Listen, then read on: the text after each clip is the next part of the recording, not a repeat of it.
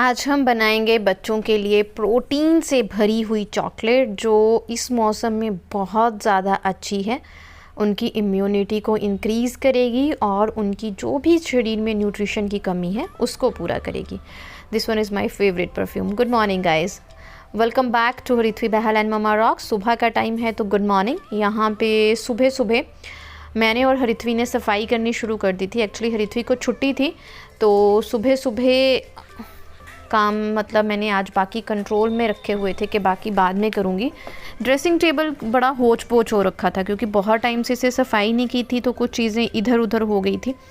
तो वैसे भी जब हमारे घर पे कोई बच्चा आ रहा होता है, ऋत्वी को पता होता है कोई बेबी आ रहा है, स्पेशली मेरी ननद का बच्चा, तो वो अपनी बहुत सारी चीज़ें हैं जो इधर उधर छुपाती है तो वो भी नहीं मिल रही थी। तो दैट्स वाई सफाइयों का जोर शोर आजकल चला हुआ है। तो मैंने ड्रेसिंग टेबल जो है वो आज साफ़ करना शुरू किया और पहले ही मैंने मास्क लगा लिया क्योंकि मुझे डस्ट से बहुत ज़्यादा एलर्जी है, इसलिए मास्क ही अच्छा बन गया है ना।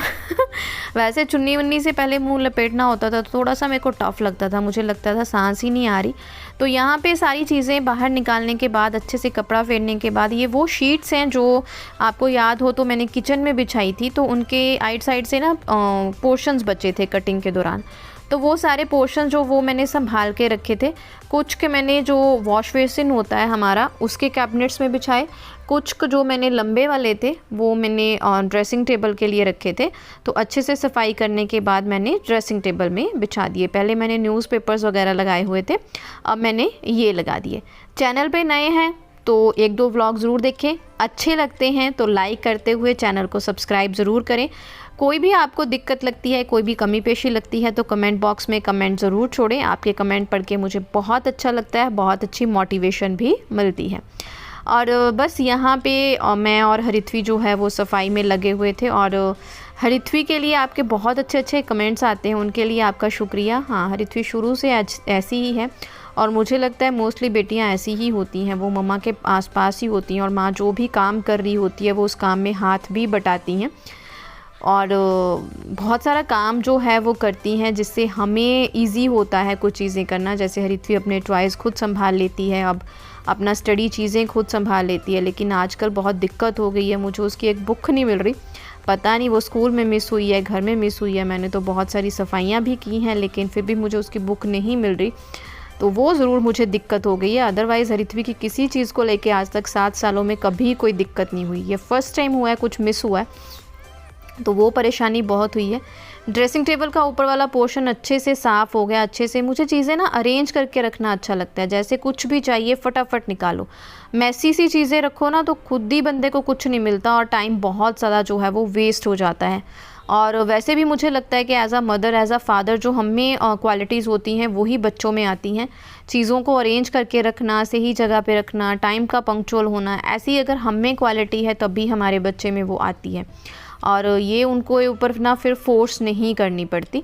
ऊपर वाला पोर्शन अच्छे से साफ़ हो गया। साथ साथ हरिथ्वी का नाश्ता 2 बार हो गया, उसने बनाना भी खा लिया क्योंकि बहुत काम कर रही थी बेचारी, साथ ही जुटी हुई थी मम्मा के। और बस ऐसे ही हमारा चल रहा था। ऐसे ही ड्रेसिंग टेबल का सारा पोर्शन जो है वो मैंने साफ़ करना शुरू किया। पॉलीथीन लेके जो चीज़ें डी क्लटर करने वाली थी वो जो डी क्लटर कर दी, इसीलिए ऐसी डी क्लटरिंग मेरी महीने में चलती रहती है। फिर मुझे सफाइयाँ जो है ना वो दिवाली के पास जाके ज़ोर नहीं पड़ता, क्योंकि कई बार क्या होता है जब हम घर की सफाई इस तरह से नहीं करते तो हम दिवाली पे सफाइयाँ करते हैं ना जब, तो फिर बैंड बज जाती है और फेस्टिवल एंजॉय करने की बजाय हम जा तो बीमार पड़ जाते हैं, जहाँ सारा फेस्टिवल वो हम सफाइयों में ही निकाल देते हैं। तो मेरा तो फंडा यही होता है कि पहले ही सब कुछ अच्छे से क्लीन रखो, 1 महीना पहले ही लग जाओ। थोड़ा सा सफाइयाँ हो गई हैं फिर थोड़ी थोड़ी ऊपरी सफाइयाँ फिर हम वहाँ कर लेंगे।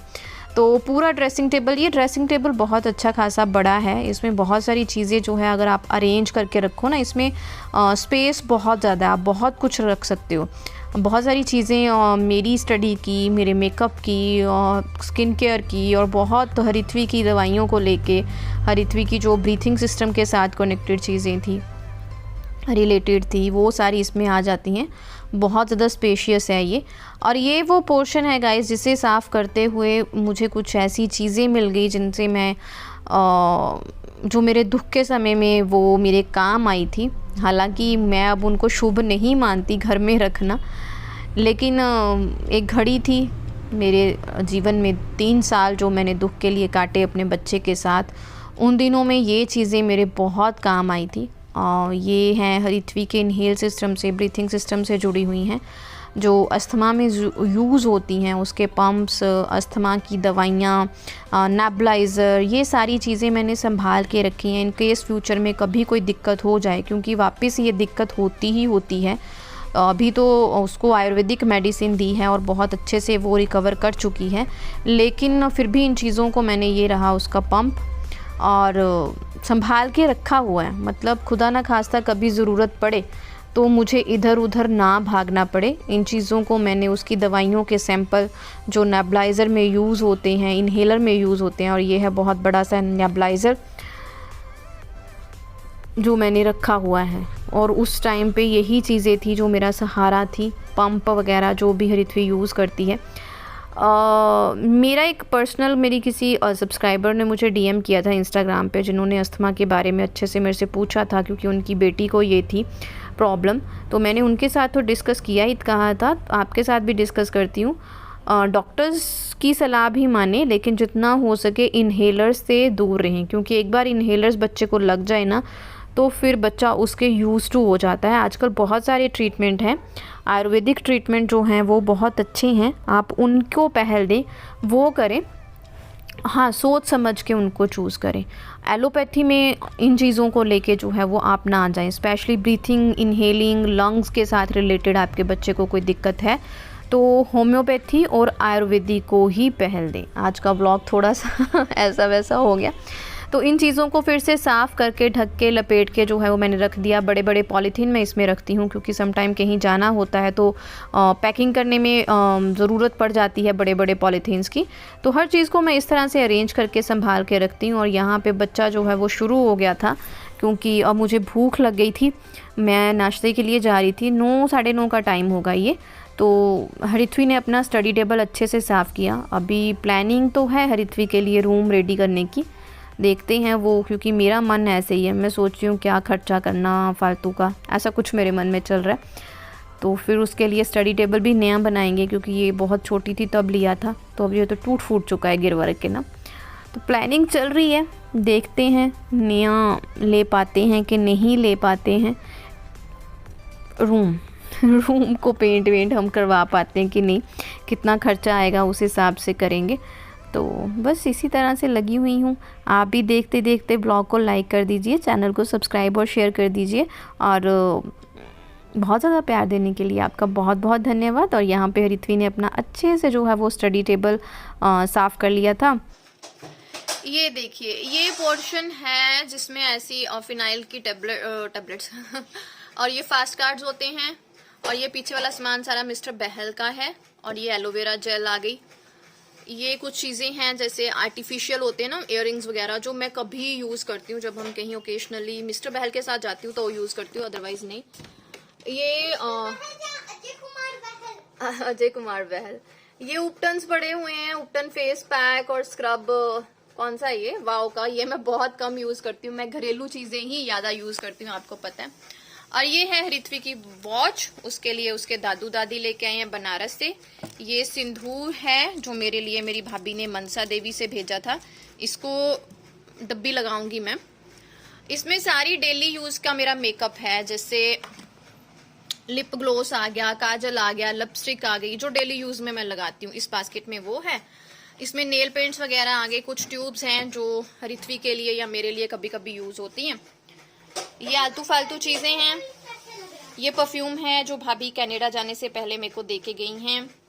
ये मेरा डेली स्किन केयर है, सुबह का और रात का मिक्स करके, बहुत सुंदर लग रहा है। और नीचे ये वाली बास्केट है हरिथवी के लिए, और इसमें ऑयल्स वगैरह हैं, ग्लिसरीन है जो कभी कभी यूज होगी। और मैंने सबके लिए बास्केट नहीं लगाई है, थोड़ी सी कंजूस हो जाती हूँ मैं कई बार ना। ये आइसक्रीम के डब्बे होते हैं, उनको यूज कर लेती हूँ मैं। और ये हमारा सज गया सारा ड्रेसिंग टेबल। अब हम नाश्ता करते हैं। खाना मेरा बन गया है। मैंने आलू की सब्जी बनाई है चपाती के साथ, और यहाँ पे मैं तैयारी कर रही हूँ हरिथवी के लिए प्रोटीन रिच, या तो लड्डू बनाऊंगी या चॉकलेट टाइप बनाऊंगी। उसके लिए मैंने ड्राई फ्रूट्स लिए हैं, बादाम, काजू, अखरोट, मगज़, खसखस वेरी इंपॉर्टेंट फॉर ब्रेन, और ये कद्दूकस किया हुआ नारियल। अब हम क्या करेंगे, इन सारी चीज़ों को ड्राई रोस्ट करना शुरू करेंगे, और ये बिना घी के बिना चीनी के बनने वाला है, तो this is very healthy, very healthy. Guys, protein bar बनाने के लिए सबसे पहले हम जो है वो ग्रेटेड कोकोनट को ड्राई रोस्ट करेंगे। इस सारे प्रोटीन बार में मैंने कहीं पे भी देसी घी का यूज़ नहीं किया है, क्योंकि देसी घी फिर जम जाता है। हम लोग तो गर्म दूध के साथ चीज़ें खा सकते हैं, लेकिन बच्चे गर्म दूध के साथ ये चीज़ें नहीं खा पाते। दैट्स वाई मैंने इसमें कहीं पे भी घी यूज़ नहीं किया है। कोकोनट को अच्छे से जो है वो नहीं करना है, जस्ट 1 मिनट उसको रोस्ट करना है। हल्का सा आपको लगे कि इसमें से खुशबू आ रही है, कलर थोड़ा सा चेंज हुआ है, ब्राउन नहीं करना। और यहाँ पे मैंने खसखस डाला है, जो ब्रेन के लिए बहुत अच्छा है। बचपन से लेके बड़े होने तक मैंने खसखस बहुत ज़्यादा खाई है, टचवुड दिमाग ठीक ठाक ही है। तो यहाँ पे खसखस को ड्राई रोस्ट किया। उसके बाद यहाँ पे मैंने मगज़ लिए, पंजाबी में मगज़ बोलते हैं इसको, ये पता नहीं कौन से बीज हैं, मुझे इसके बारे में कुछ खास नॉलेज नहीं है। इनको मैंने फिर ड्राई रोस्ट किया, और उसके बाद बादाम, अखरोट और मैंने यहाँ पे काजू को ड्राई रोस्ट कर लिया। अगर आपके पास पिस्ता है आप पिस्ता डाल सकते हो। किशमिश जो है वो बिना भुने भी डाल सकते हो आप, भूनने के बाद वो अजीब सी कड़क हो जाती है, तो आप उसको इसी तरह से डाल सकते हो। और मैंने इसको ग्राइंडर में ग्राइंड किया है, बस दरदरा मैंने इस तरह से ग्राइंड किया है कि मुंह में ना पीस आने चाहिए। आप जो है वो पत्थर से, सिलवटे से कर सकते हो, फिर खड़े खड़े ही रखना है आपने, बिल्कुल इसका फाइन पाउडर बिल्कुल नहीं बनाना, फिर वो अजीब सा होगा। और यहाँ पे मैंने लिया है खजूर का पेस्ट। मेरे पास ये खजूर का पेस्ट है, उसमें थोड़ा सा पानी डाल के मैंने इसको डिल्यूट किया है। जस्ट 2 चम्मच होंगे ये पानी का डाल के मैंने इसको डिल्यूट किया है। अगर आपके पास खजूर है तो आप पहले उसको भिगो लो। भिगोने के बाद जब खजूर सॉफ्ट आ जाए तो उसको ग्राइंड कर लो, फिर उसका पेस्ट अच्छा खासा बन जाता है। फिर मैंने इसको पैन में डाल के थोड़ा थोड़ा पानी डालते हुए अच्छा सा इसका जो है वो सिरप बनाया। सिरप बनाने के बाद मैंने सिर्फ उतनी देर ही इसको गर्म किया जब मुझे लगे कि जो मैंने एक्स्ट्रा पानी इसमें डाला है वो निकल गया है, पानी जो है वो वेपराइज हो गया है। आपने पानी पानी नहीं करना, जस्ट इसको थोड़ा सा लिक्विड फॉर्म में लाने के लिए, डिल्यूट करने के लिए जितना पानी मुझे चाहिए था मैंने उतना ही पानी जो है वो इसमें डाला है। यहाँ पे हम मीठा नहीं यूज़ करने वाले, हम खजूर ही यूज़ करने वाले हैं। तो ये रिच ऑफ प्रोटीन भी है, हेल्दी भी है। इसमें शुगर जो है वो बच्चों के लिए जो अच्छी नहीं होती है, तो चीनी वगैरह इतनी, अब तो इस एज में तो हम दे सकते हैं। और उसके बाद हम जितने हमने ड्राई फ्रूट्स हैं, खसखस है, नारियल का बुरादा है, हमने सब कुछ इसमें डाल दिया। अच्छे से डालने के बाद हम इसको अच्छे से जो मिक्स करेंगे, इसमें डालेंगे हनी टेस्ट के लिए, और उसके बाद हम थोड़ा सा जो है वो नमक डालेंगे, ताकि हनी गर्म जब होता है ना तो क्रिस्टलाइज हो जाता है, तो क्रिस्टलाइज ना हो, मतलब अजीब सा इकट्ठा सा हो जाता है, चीनी छोड़ देता है इसलिए। तो इसको अच्छे से हम जो है वो मिक्स करेंगे सिर्फ 1 मिनट तक। ज़्यादा इसको भूनने की जहाँ पे ज़रूरत नहीं है, हमारे ड्राई फ्रूट सारे जो है वो ऑलरेडी भुने हुए हैं। और उसके बाद हम जो है वो गैस को कर देंगे बंद, और ये हमारे जो प्रोटीन रिच डाइट है बच्चों की तैयार हो चुकी है। आप इसके लड्डू भी बना सकते हैं, लेकिन मैंने यहाँ पे एक पेपर लिया है, मैं भूल गई इस पेपर को यार क्या कहते हैं, आपको पता ही होगा क्या कहते हैं, वो स्पेशल वाला जिस पे केक वगैरह बनाते हैं। यार मैं सच्ची में भूल गई, हाँ कितनी भुलक्कड़ हूँ मैं, सच्ची में भूल गई। और मैंने इसको जो है वो एकदम से अपनी शेप देने के लिए, क्योंकि मुझे इसकी चॉकलेट की शेप देनी है, उस तरह से इसको कर लिया है। और अब ये रित्वी डेली या तो नाश्ते में खाएगी या स्कूल लेके जाएगी, उसका जैसे भी मन होगा वो इसको खाएगी। और आपको कंट्रोल में, हम जानते हैं हमारे बच्चों के लिए कौन सी चीज़ कितनी फ़ायदेमंद है, उसी तरह से देनी है। ज़्यादा गर्मी भी ना हो बच्चे को, इसका भी आपने ध्यान रखना है। यही ना हो कि ये सारी जो है वो बच्चा एक ही दिन में खा ले। तो ये वीक का उसका जो है वो स्नैक रेडी हुआ है। के प्रोटीन बार्स एकदम एग्जैक्टली परफेक्टली बन गए हैं। मैंने लास्ट सर्दियों में भी बनाए थे, लेकिन इस बार मैंने पहले ही शुरू कर दिए हैं बिकॉज ऑफ सम रीजंस, वो भी आपके साथ डिस्कस करूँगी। तो अभी मैं सो गया, क्योंकि बहुत फटाफट ऐसे ही कर दिया, रात का टाइम है तो सोना भी है भाई। तो बस अब साफ सफाई करके मैं भी खाना खाने वाली हूँ। पहले किचन को सो गाइज़, अब मैंने किचन जो है वो साफ़ करनी शुरू कर दी है, क्योंकि सारा मैस हो गया था। जल्दी जल्दी में ये काम किया। और ये स्नैक बनाने के लिए आपको हार्डली 15 मिनट लगते हैं। तो ज़रूर बनाएं। बच्चों के लिए हेल्दी स्नैक रेडी हो जाता है, सर्दियां आने वाली हैं, उनकी इम्यूनिटी के लिए ये अच्छा काम करेगा। आप खुद भी इसे खा सकती हैं। वेट लूज़ जो करना चाहते हैं उनके लिए ये तो एक वरदान है। मिलते हैं नेक्स्ट व्लॉग में। कोशिश करूँगी आपके साथ कुछ नया, कुछ अच्छी रेसिपी शेयर करने की जो आपके बच्चों के लिए और आपके लिए हेल्दी हो। तब तक के लिए thank you guys watching Harithvi Bahl and mama rocks. Channel को सब्सक्राइब और शेयर करना बिल्कुल ना भूलें। Bye bye.